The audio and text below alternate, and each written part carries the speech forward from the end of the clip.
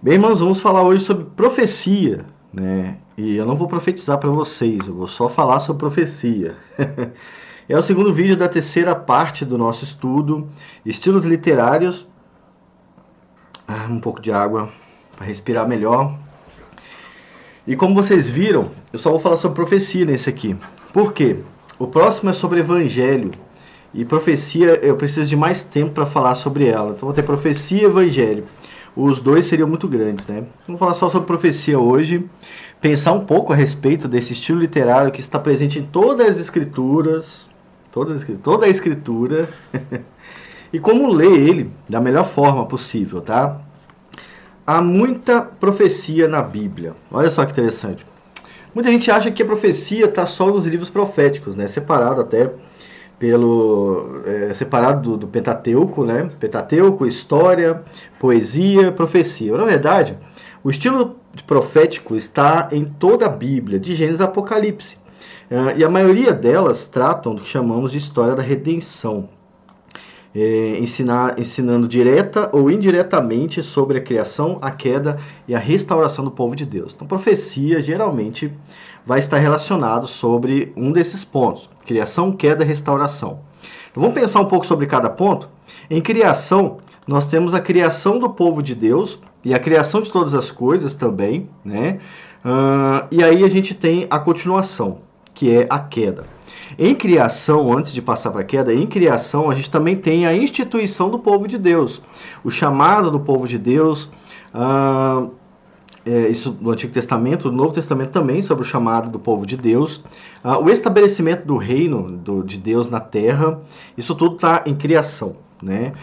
Em queda, a gente tem a história da queda do homem, né? O homem cai no Éden, depois que Deus ajunta o seu povo também cai. Então isso faz parte da história da redenção, que tem a ver com a criação, queda e restauração.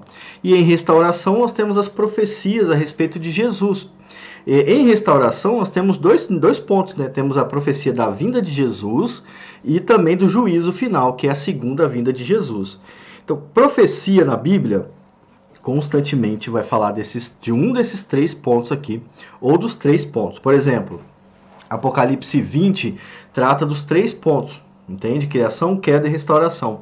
Tudo em um capítulo só, tá bom? E em restauração, incluindo o juízo final. Isso em profecia, olha que interessante, né? É possível encontrar profecias sobre os acontecimentos entre a primeira e a segunda vinda de Jesus, como por exemplo Ezequiel 36, né? Ou Apocalipse 20 que eu falei, né? Mas Ezequiel 36 a gente tem a história da redenção também, só que lá de forma profética para a primeira vinda de Jesus, né? E depois ele passa a mostrar um estado perfeito da criação, que a gente considera como a restauração do povo de Deus, que vai acontecer na vinda de Jesus também. O estilo literário de profecia é um dos mais mal lidos pelos cristãos. Muita gente simplesmente ignora o que aponta para Cristo, né, que a profecia fala de Cristo, e faz aplicações estranhas sobre textos proféticos. Todos os três pontos têm a ver com Cristo também, já pensou nisso? Na criação nós temos Jesus como aquele por quem as coisas foram feitas. Lembra de Paulo falando? Porque dele, para ele e por ele são todas as coisas? Então Jesus também está na criação. Na queda, nós temos o fato de que o ser humano não obedece à mensagem de Deus e cai em pecado. Também tem a ver com Jesus. E aí Jesus vem para fazer a restauração do seu povo, né, que já é a parte da restauração. Fácil de entender, né? Profecia geralmente está ligada a esses três pontos. Não vai ter a profecia que literalmente fala do bem-estar da pessoa, né, nesta terra, né? Não tem profecia que fala literalmente do bem material, do sucesso financeiro, alguma coisa assim, não. Ela geralmente está falando sobre criação, queda ou restauração do povo de Deus. Sempre voltado ao povo de Deus, tá? Como é que eu sei disso, Devaí? Eu li as profecias. Eu estudei também elas, né? Eu não vim aqui do nada falar, não. E a maioria das interpretações literais das profecias terminam no vácuo. Termina no vazio, né? No limbo das profecias que nunca se cumpriram. O que acontece? Muitos profetas tentam interpretar o texto profético e aí as pessoas se esquecem que ele fez aquilo. E aí a profecia não se cumpre e ninguém fala nada, né? E aí ele acha que é o profeta ainda. Olha só que coisa. É assim que acontece. Agora eu quero saber, Você, na sua vida passada, já fez uma falsa profecia? Vida passada antes de ser cristão, claro, né? Ou antes de entender o calvinismo. Você já fez uma profecia que nunca se cumpriu, mas ninguém prestou atenção e você saiu bem dessa? Muita gente faz isso, tá? Na hora do culto, todo mundo é profeta, irmãos. Todo mundo é profeta, ungidos do Senhor. E aí interpreta tudo errado, mas uma semana depois, como as pessoas não lembram, elas não julgam, né? Se a gente tivesse memória boa, as coisas iam ser diferentes, tá? Você ainda espera receber, por exemplo, uma honra dupla ou uma restituição? Saiba que essa é uma má interpretação do texto de Isaías. Aquela música, restitui. Então, ela não existe na Bíblia. Não daquele jeito. O sucesso do povo do povo de Israel hoje não é devido à glória a Deus. Eles não adoram a Deus do jeito que a Bíblia ensina. Entende? Então, não tem nada a ver com Deus. O sucesso de Jerusalém, de Israel, né, que tá bonito, vi esses dias tá bonito.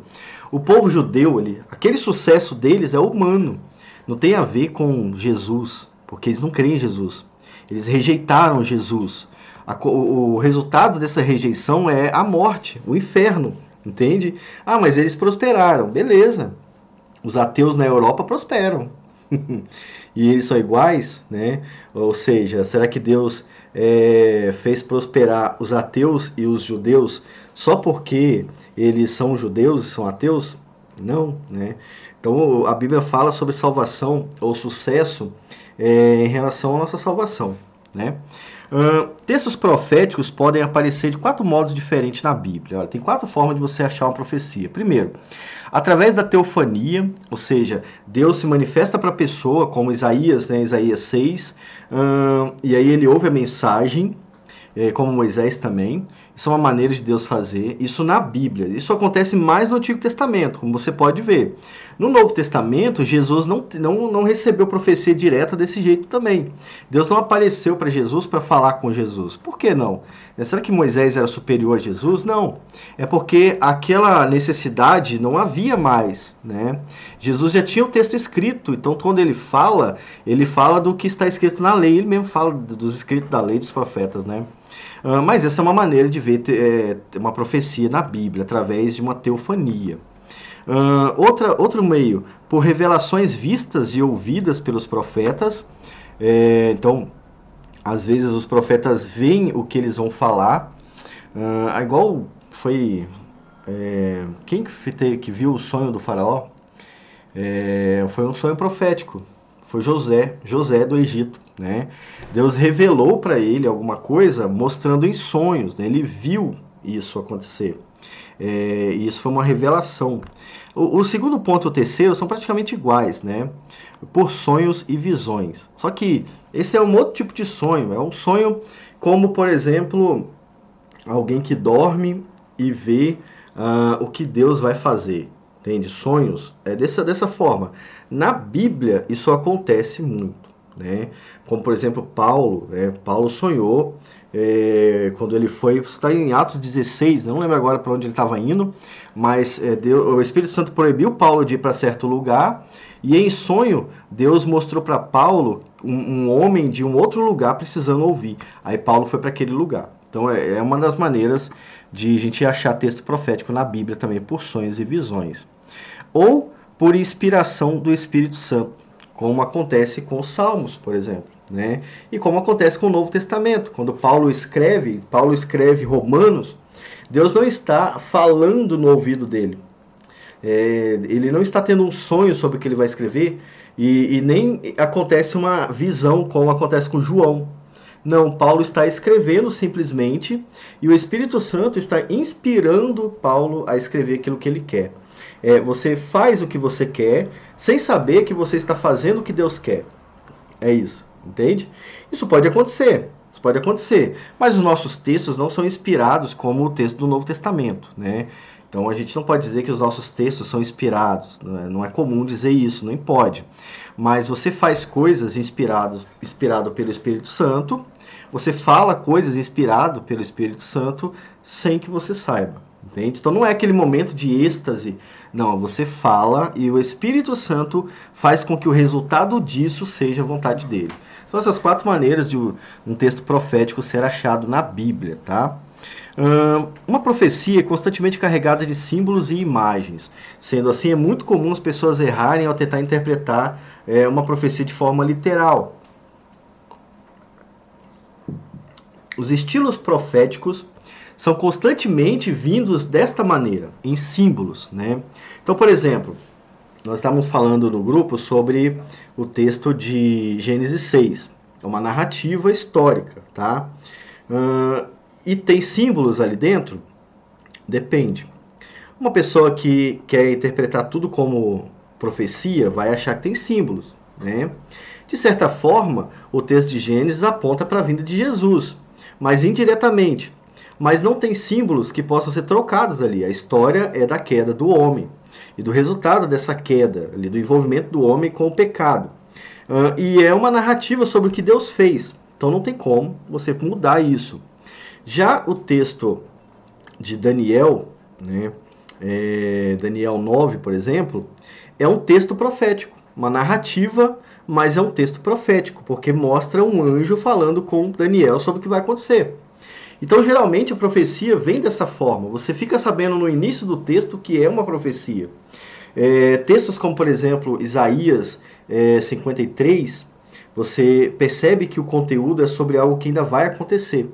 Na leitura do texto, você fica sabendo isso. É muito fácil de achar, tá bom? Isto quando o texto não está dizendo explicitamente, o Senhor me mostrou, ou o Senhor me disse, né? Quando não é assim. Porque às vezes tem profecia que não tem isso no título, mas é fácil de identificar. E geralmente quando é o Senhor me mostrou, ou quando fala de algo que vai acontecer no futuro, geralmente se usa símbolos para apontar o cumprimento daquilo, né? Para ficar mais fácil de entender. Como por exemplo, em Apocalipse 13, nós temos uma narrativa que é profética, né? O apóstolo está falando sobre a vinda de 2 bestas que vai enganar o mundo, né? Mas isso não é literal, mesmo sendo uma narrativa.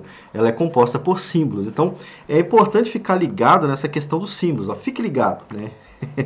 Na questão dos símbolos, porque quando o texto é profético, ele traz símbolos. Quando é uma narrativa, mesmo que ela dê a entender que tenha uma profecia, e às vezes realmente tem, ela deve ser interpretada de forma literal, do jeito que está escrito, tá bom? Muitos usam parte desse texto para pregar a teologia da prosperidade, de Isaías 61, por exemplo. Eles vão interpretar de forma literal uma parte do texto que é narrativo, que é profético.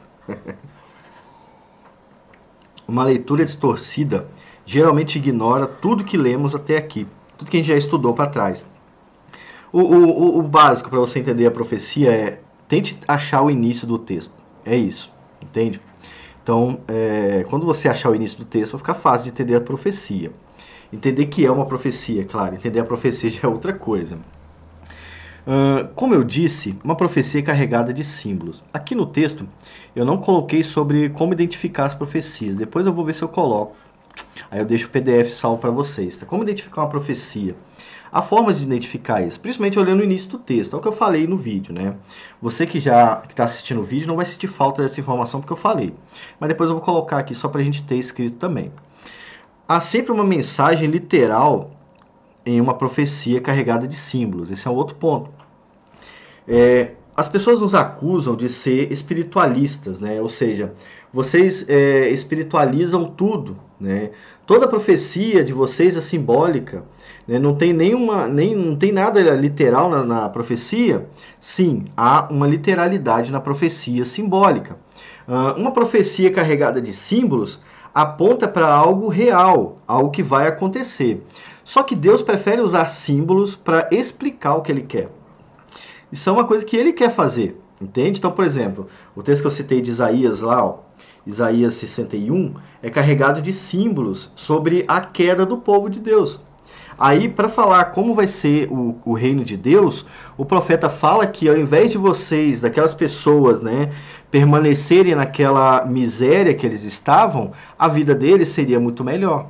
Eles teriam uma alegria dobrada, entende? É uma forma de dizer que Jesus restaura a nossa alegria, de que ele nos dá o que precisamos, o que Jesus ensina em Mateus 6, né?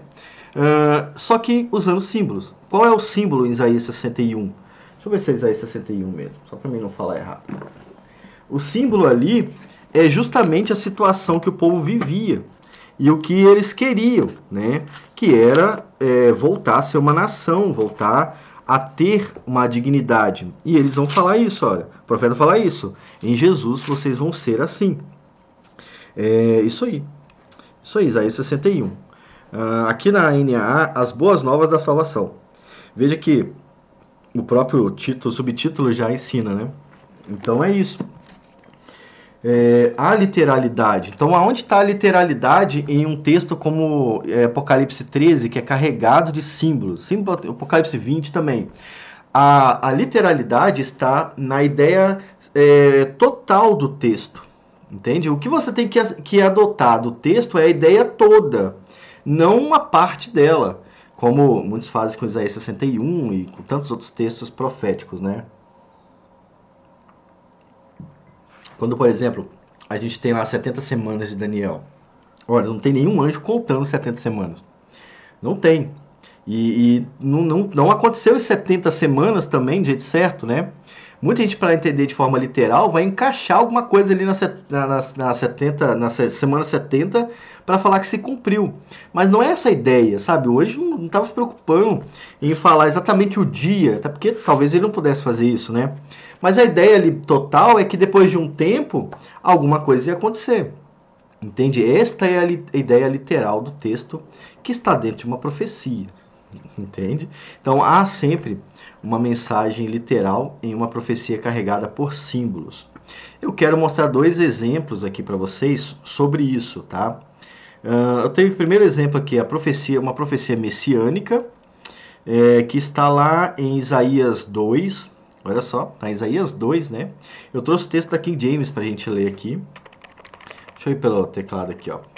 O texto da King James diz o seguinte, ó: ele julgará entre as nações e repreenderá muitos povos, e eles converterão suas espadas em lâminas de arado e de lanças em foices. Nação não erguerá mais espada contra nação, nem aprenderão mais a guerrear. Isso está em Isaías 2, né? Tem a ver esse ponto aqui. Quando Isaías começa a profetizar, o povo já estava dominado, tá? Não tinha mais guerra no povo, ele já estava na Babilônia. Aliás, há uma transição. E mesmo assim, a Babilônia não briga com o povo de Deus, ela domina, né, o povo de Deus. Não precisa ter uma guerra. Agora, de que ele está falando exatamente, então? O texto vai falar, ó: a casa de Jacó, ó casa de Jacó, vinde e deixai-nos andar na luz do Senhor. Deixa-nos andar na luz do Senhor. Portanto, tu tens abandonado o teu povo, a casa de Jacó, porque eles, passar aqui, estão cheios de costume do Oriente, e são adivinhos como os filisteus, e eles se alegram como os filhos de estrangeiro. Olha o grande problema aqui.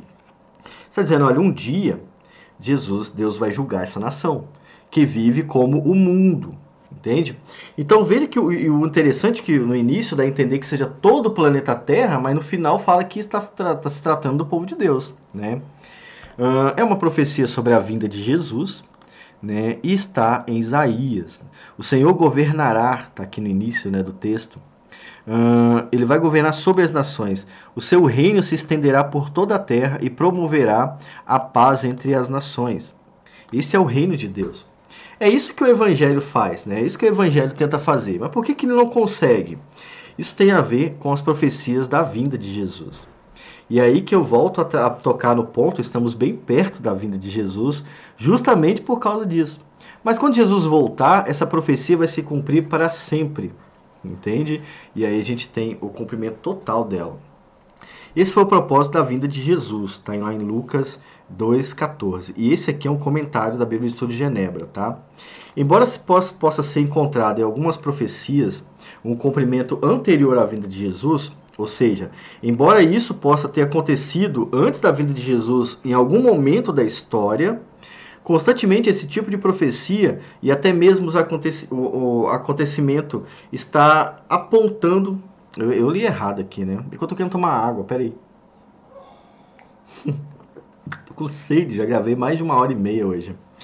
Constantemente, esse tipo de profecia e até mesmo esse acontecimento está apontando para um cumprimento perfeito em Jesus. Então, pensa comigo. Depois disso aqui, depois que foi escrito Isaías, a gente tem ali Neemias e Esdras, né? Se não me engano, veio depois, e eles estavam em paz. Muita gente pode pensar, não, isso aí estava se referindo para aquele tempo de paz, entende? E ele já se cumpriu. Não exatamente. Esse é o que muita gente chama de cumprimento parcial. Eu até concordo que muita profecia se cumpre de forma parcial. Mas o cumprimento total dessa profecia, e essa especificamente, é a vinda de Jesus, tá bom? É a vinda de Jesus. Alguns teólogos, como Calvino, não gostavam de enxergar o cumprimento de algumas profecias a longo prazo em Jesus, por medo de fugir do contexto. Por que isso aqui acontece?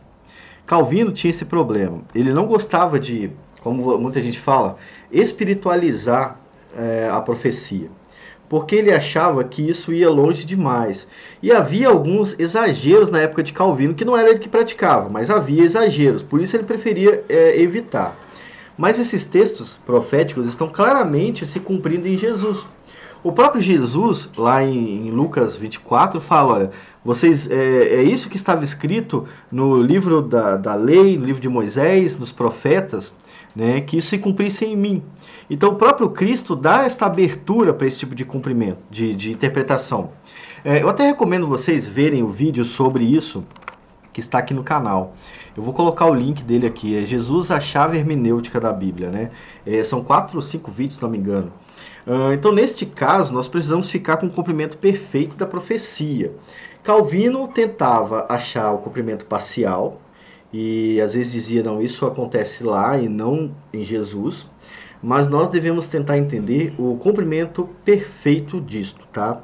O evangelho, por exemplo, nesse exemplo aqui de Isaías, ele já é o evangelho da paz, e nós temos paz com Deus.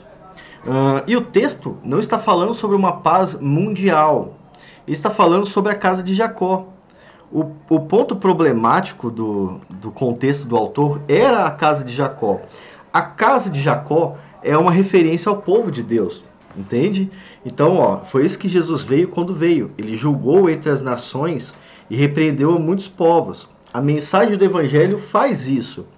E aí ele começa a converter as suas espadas em lâminas de arado, ou seja, começa a reduzir as guerras, né, por causa do pecado e tudo mais.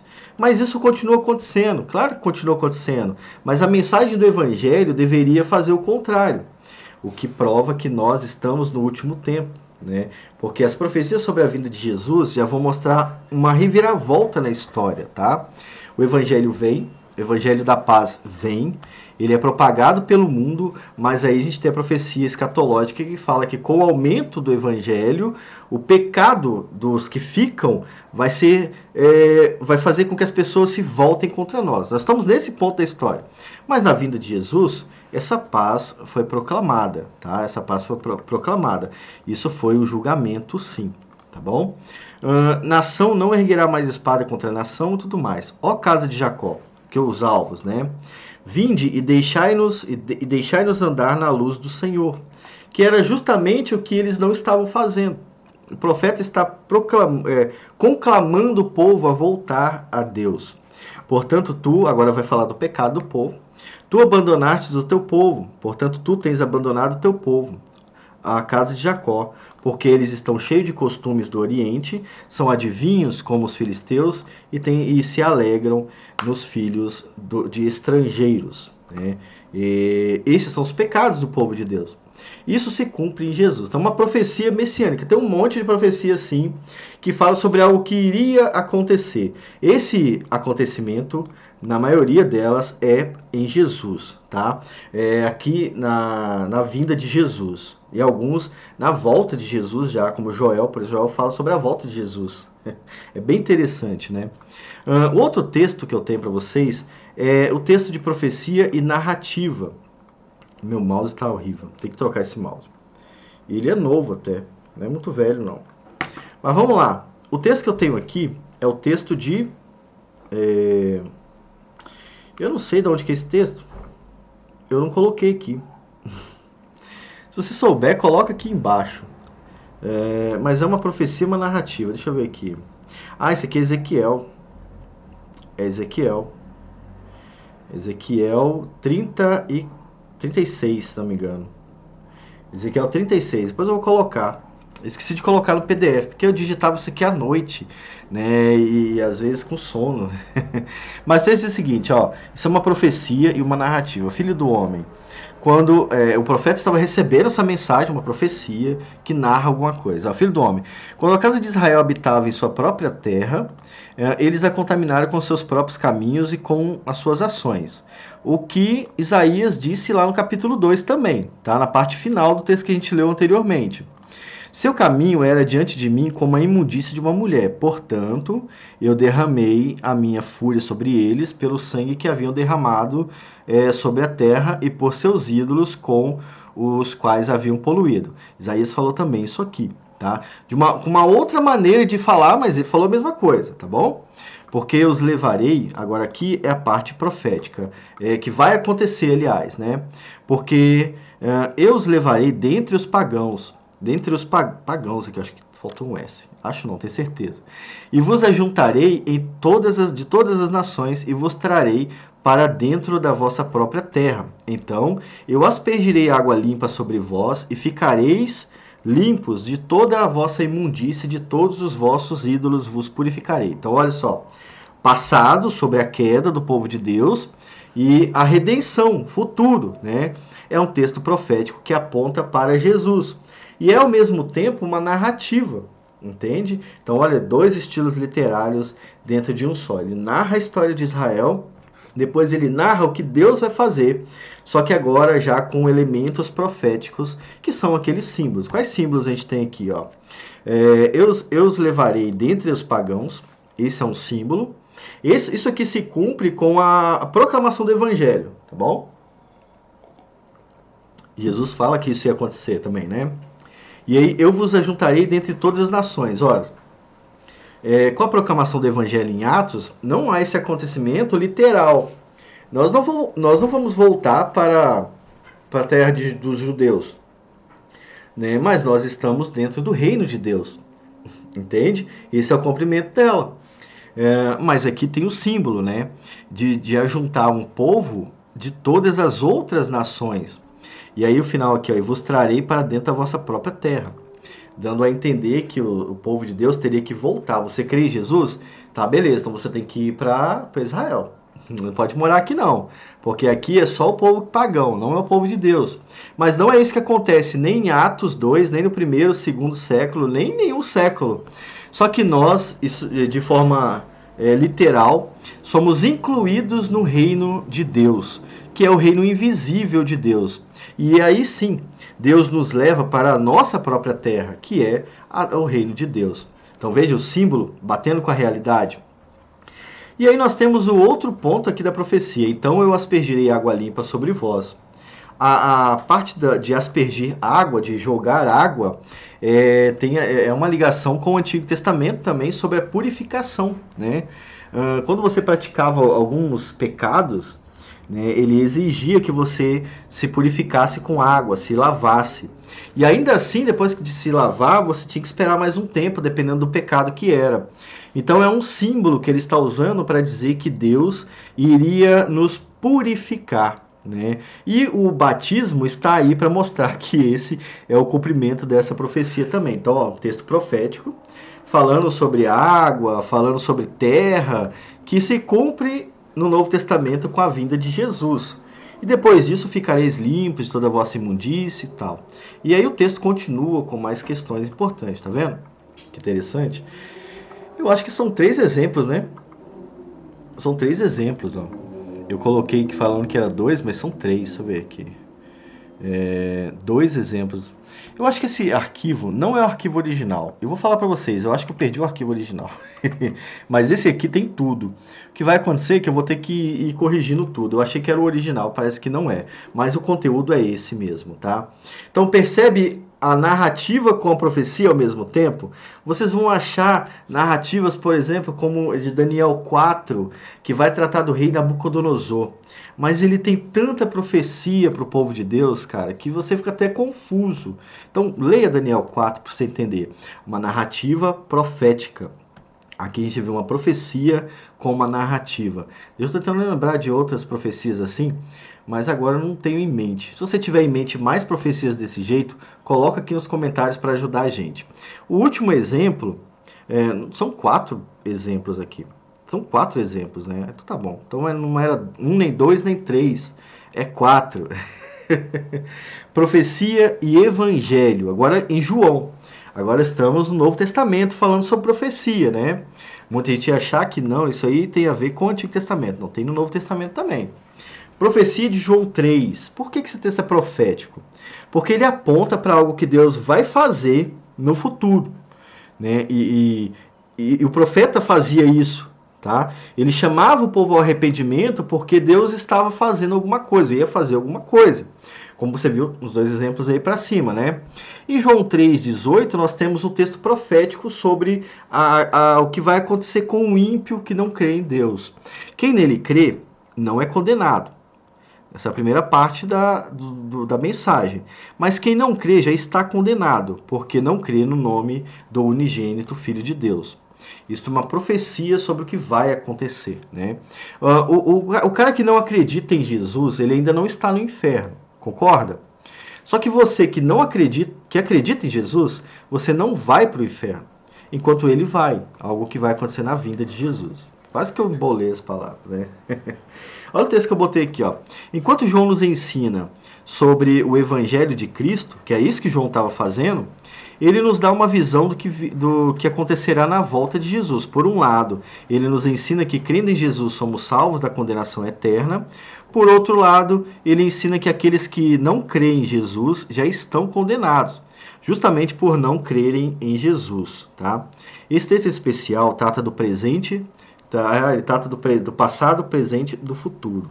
Eu coloquei só do presente aqui, mas do presente e do futuro, mas ele trata do passado também, do que nós éramos, né? Mas aí de forma mais filosófica do que nós éramos. Mas de forma direta ele trata do presente e do futuro, tá? É um texto profético. Interessante, né? Tem um monte assim, tem um monte no Novo Testamento. Eu fico com vontade de ficar pesquisando, eu pego uma Bíblia aqui, eu fico olhando assim, procurando, né? E cara, não dá para fazer isso no vídeo, eu tenho que esperar. Haja paciência para eu voltar a consultar ali. Mas vamos lá, o último exemplo aqui, profecia e escatologia. Aquele texto ali poderia ser usado com profecia e escatologia, né? Mas ele está no Evangelho, então eu quis colocar só essas 2 definições. Pode ser considerado um texto escatológico também, João 3 aqui, mas eu queria tratar do Evangelho exatamente ali, né? Agora a gente tem um texto escatológico, porém está no Antigo Testamento. Salmo 68, versículo 20 até o 23, que está escrito lá: o nosso Senhor Deus é Deus que salva. O Senhor soberano nos livra da morte. Deus esmagará a cabeça dos seus inimigos, esmagará o crânio dos que insistirem em pecar. É isso. Vocês lembram que Jesus falou que Deus vai esmagar a cabeça de Satanás, pisará na... Ah, isso está em Gênesis, né, cara? Está em Gênesis, olha que interessante. Acabei de lembrar lendo isso aqui. Na hora que eu escrevi, eu não lembrei. Deus esmagará a cabeça de seus inimigos, esmagará o crânio dos que insistem em pecar. O Senhor diz: de Bazã farei descer os meus inimigos, das profundezas do mar farei subir. Opa! Lembrem Apocalipse, tá? Você, meu povo, lavará os pés no sangue deles, até os cães terão a sua porção. Eu peguei esse texto da NVT. Deixa eu ver como é que tá na NAA. Deixa eu ver como é que tá aqui, ó, Salmo 68. Eu gosto muito mais de ler a Bíblia na Bíblia do que na tela, caso vocês não saibam. Mas para ficar mais fácil para todo mundo, eu leio na tela. Salmo 68, versículo 20 e 23 na NAA. Cadê? É isso mesmo, 68, 20. Ah, tá, 20. O nosso Deus é Deus libertador. Com Deus, o Senhor está o escaparmos da morte. Sem Deus, parte a cabeça dos seus inimigos e racha o crânio do que anda nos seus próprios delitos. Ali a NVT ficou melhor, mas aqui tá mais fácil de ler ali. Aqui ficou legal também. O Senhor disse, eu os trarei de Bazã e os farei voltar das profundezas do mar para que você banhe o seu pé em sangue. Né? Ali também ficou mais fácil de entender. E a língua dos cães tenha uma porção dos inimigos. É interessante, né? Todo mundo lembrou de Apocalipse, né? Fala aí, não lembrou de Apocalipse? Mas é um texto profético sobre o juízo final. Né? Poderia ser aplicado para os inimigos do salmista, mas ele está apontando para algo maior do que isso, entende? Então, nesse caso, nós consideramos um texto profético. Agora, será que Deus literalmente vai pisar na cabeça dos inimigos? Né? Não precisa fazer literal. E não é literal, mas é um símbolo. É um símbolo de vitória. Um pouquinho de água para a gente continuar falando. Eu estou gostando muito de falar isso aqui. Muito interessante. Eu vou ler o que eu coloquei aqui do lado, que já tem um tempo que eu li, e pode ter coisas a mais ainda pra gente, né? Enquanto prega o juízo de Deus sobre seus inimigos, Davi demonstra que haverá um dia em que Deus vencerá de uma só vez todos os inimigos do seu povo. Esse é um dos cenários que o Antigo Testamento pinta sobre a volta de Jesus. João aproveitou muito isso ao escrever Apocalipse. Então, o Devaí do passado percebeu também. Veja que, mesmo sendo um cântico de vitória, o profeta diz, o Senhor diz, o que já demonstra ser uma profecia, tá? Como uma profecia mesmo, né? Não apenas um verso da canção. A lei de Deus proíbe o uso de Deus em vão. E isso incluiria dizer algo que Deus não havia mandado dizer. Por isso esse texto soa mais como um evento escatológico do que como uma canção apenas, tá? Aí a gente tem o mesmo texto lá em João, lá em Apocalipse 19, 21, que diz o seguinte, todo o seu exército foi morto com a espada afiada que saía da sua boca. Ou seja, a proclamação do reino de Deus, isso aqui, tá? A proclamação do evangelho e tal. Saía da boca daquele que montava o cavalo branco, né? É a proclamação do evangelho. E todas as aves se fartaram da carne dos cadáveres. Aqui nós temos os animais, os cães. Aqui a gente tem aves, entende? É a mesma ideia. É a mesma ideia. Mesmo usando símbolos diferentes. Ambos os textos são proféticos, embora Salmos seja majoritariamente poético, né? Ambos citam uma grande vitória, porém João aplica o mesmo estilo à vinda de Jesus. Olha que interessante essa profecia. Tem várias profecias assim. Salmo 2, por exemplo, é um texto poético e profético da vinda de Jesus. Os preteristas, pelo que eu entendi, os pós-milenistas, entendem que Jesus vai vir e reinar 1000 anos depois da segunda vinda, né? A gente não entende assim por causa de textos como esse, de Salmo 68. Aí a gente interpreta o Salmo 2 de igual modo, né? Deus um dia vai vir executar o seu juízo. Tanto que no Salmo 2 ele ordena que as pessoas creiam em Jesus. Né? Olha, beijem o meu filho, né? É um cumprimento antigo. E é um texto que está em Salmos, né? Que fala mais de Apocalipse do que tudo. O último aqui, último não, né? A continuação do texto, eu vou tratar aqui sobre duas maneiras de interpretar uma profecia, tá, irmãos? Isso aqui é bem sério, porque a gente tem os dois extremos, a gente não pode abraçar os dois extremos, né? E o calvinismo pode acabar caindo no extremo do simbolismo, né? Essa é a armadilha, né, que tem. A gente não pode cair nesse extremo. O primeiro extremo, tratando aqui de Isaías 61, versículo 7, por exemplo, né, como exemplo, o primeiro extremo é o extremo da literalidade. Ou seja, isso tem que acontecer de forma literal, porque toda a Bíblia é literal. O pastor Finis Dake, acho que é Finis Dake o nome dele, ele era um literalista. Para ele a escritura era literal. Né? E assim, é bem esquisito, porque ele falava que era literal, mas lá em Gênesis 1, versículo 2, ele já interpreta de forma simbólica, né? Prega a queda dos anjos, né? O dilúvio de Satanás e tudo mais. Então, assim, ninguém consegue ser literal o tempo todo, né? Mas ele ainda escolhia onde ele queria colocar símbolos.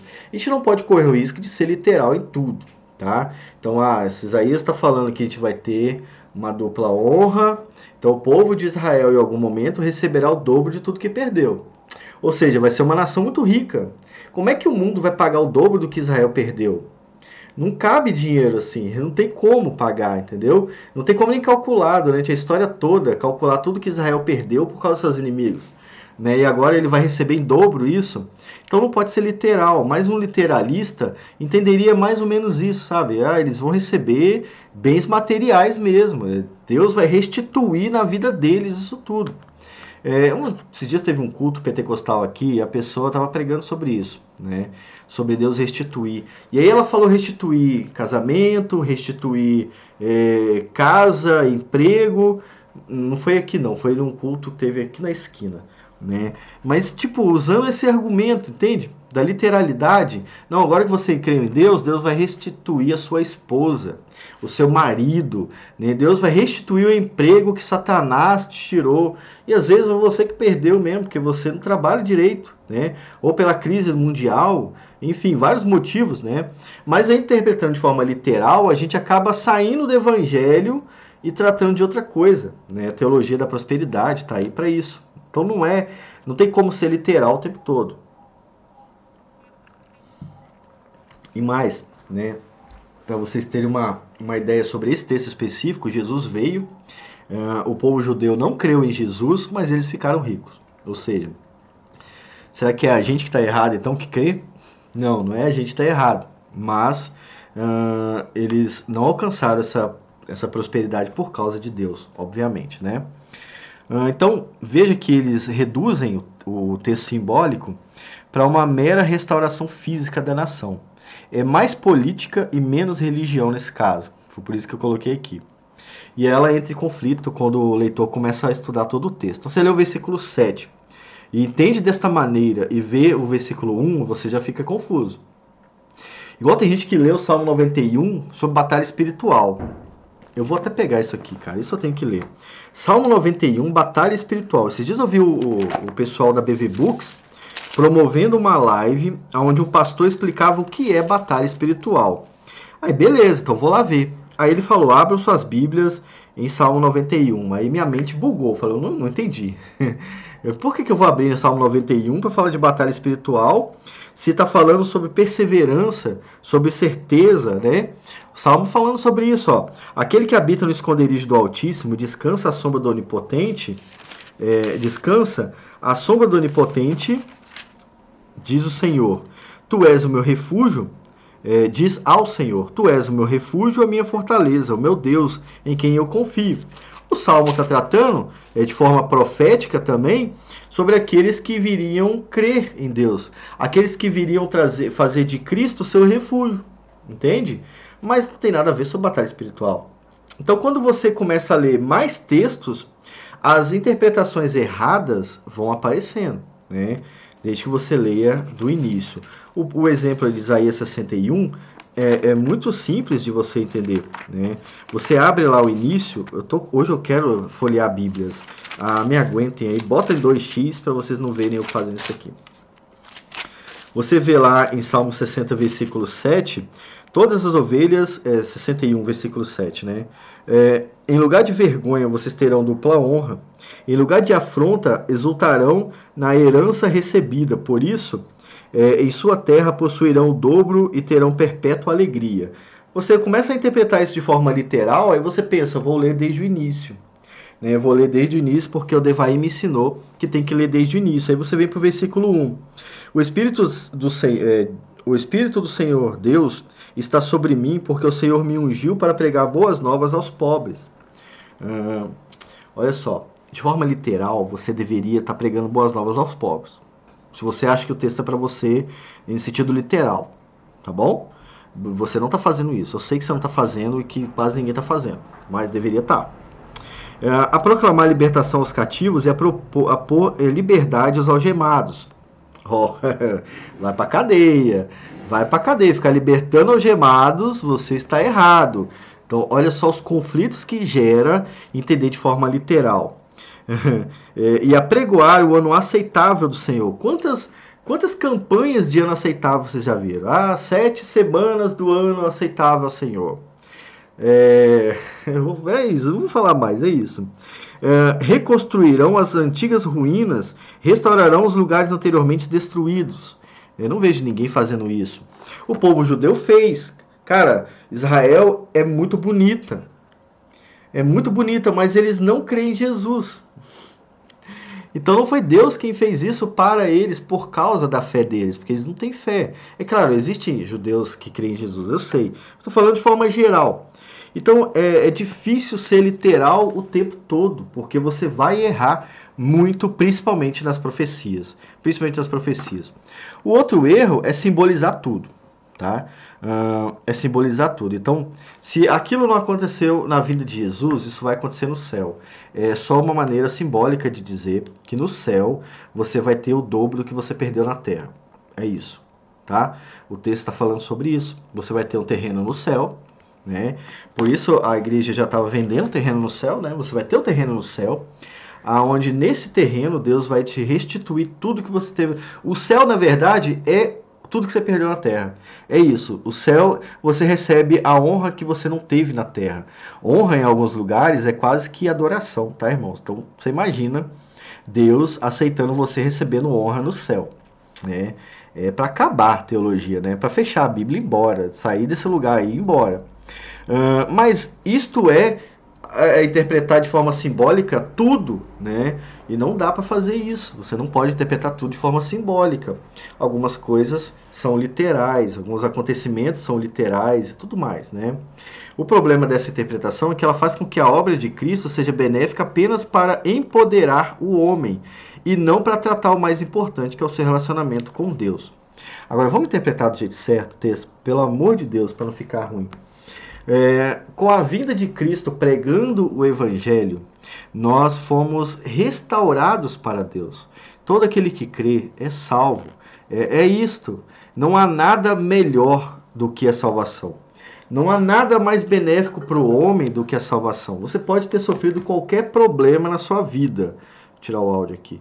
Mas quando Cristo trouxer a bênção do Evangelho para você, você vai deixar tudo para trás. Não vai fazer sentido esperar dinheiro mais. Isso não faz mais sentido, porque Cristo é superior a todas essas coisas. Entende? Essa é a interpretação normal do texto, tá? Não é a melhor interpretação, mas é a interpretação normal do texto. Esses dois extremos nós precisamos evitar. Irmãos, olha só, 47 minutos falando de profecia, e eu fiquei com vontade de ler várias profecias, ou seja, tem muito o que falar sobre profecia. Vou deixar por aqui esse vídeo, terminamos esse ponto, e aí nós vamos conversando sobre isso lá no grupo do WhatsApp ou no grupo do Telegram, tá bom? Se você está vendo muito depois que foi gravado, é só me chamar e eu chamar o grupo, falar, turma, eu quero falar sobre esse ponto aqui, o que vocês acham e tudo mais. Nós vamos parar de falar o que estamos falando e vamos te atender também, tá bom? Fique com Deus e até o próximo vídeo. Semana que vem são exercícios sobre profecia. E aí eu vou poder ler mais a Bíblia aqui. Vai ser muito legal. Tchau.